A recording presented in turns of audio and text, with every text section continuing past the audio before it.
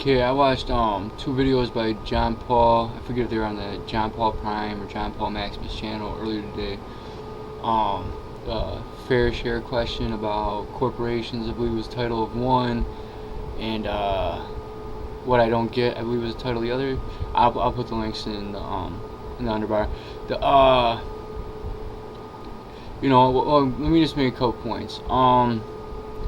As I said, one of the comments I made on one of the videos. For unemployment is good for business.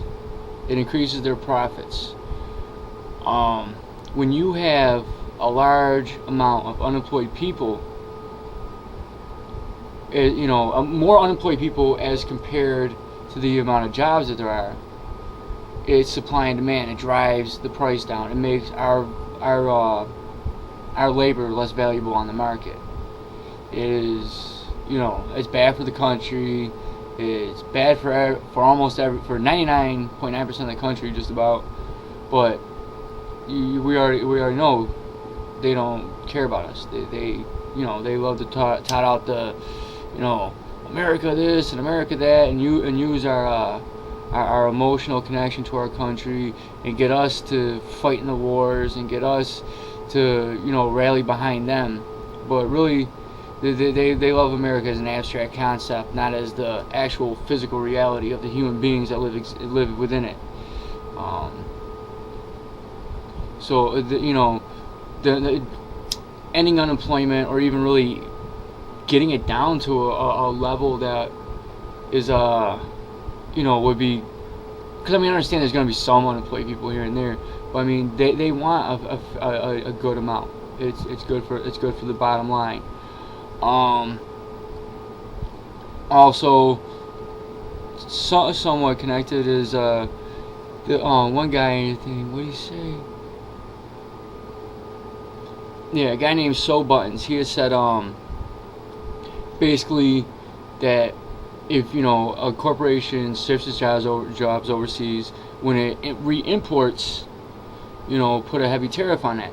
And I agree with it. I wouldn't say blanket, because there's gonna be, people fear globalization. Globalization is an inevitability.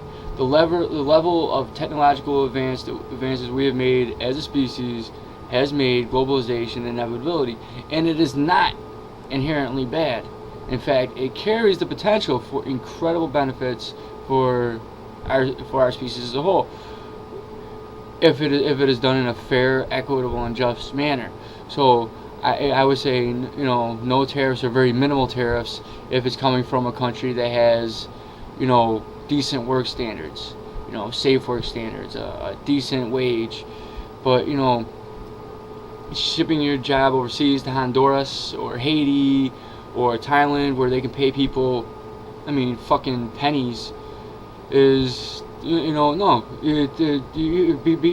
just to level the playing field, but there should be some punishments for something so evil, especially when you look at the methodology for maintaining this. You see the WikiLeaks. It was a month or two ago about Levi and Fruit Looms and Hanes funding death squads in Haiti so they can get cheap cotton, and that scenario has been played out over and over and over again all over the world for resources and for cheap labor. And another thing about the tax loopholes, we should close them. Just close them all, except for one. And we should make the tax thing. The corporate tax should be pretty high, but pretty strong. I'm not gonna throw out exact numbers. I'm not gonna pretend like I know it. And I know enough to say, well, it should be 36% with a. But maybe Federalist Films or Skeptical Heretic, people that know a little more about this, could come up with at least approximate figures. Well, it makes sense. But strong incentives for job creation. That's your only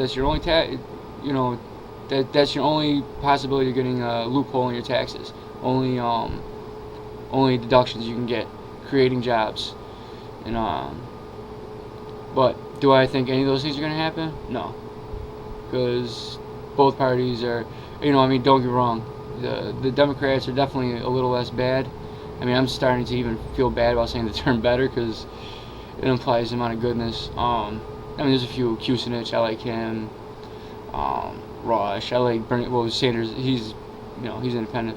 But there's a few of them. But for the most part, most of them they're completely in the pocket too. They just kick us in the shin. The Republicans kick us in the balls.